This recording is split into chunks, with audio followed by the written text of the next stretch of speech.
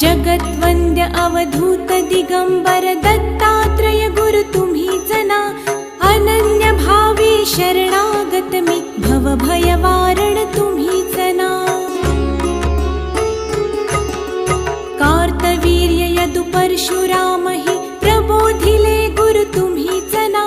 स्वामी जनार्दन एकनाथ तरी कृतार्थ केले तुम्हीच ना। नवनारायण सनाथ करुणी पंथ निर्मिला तुम्हीच ना।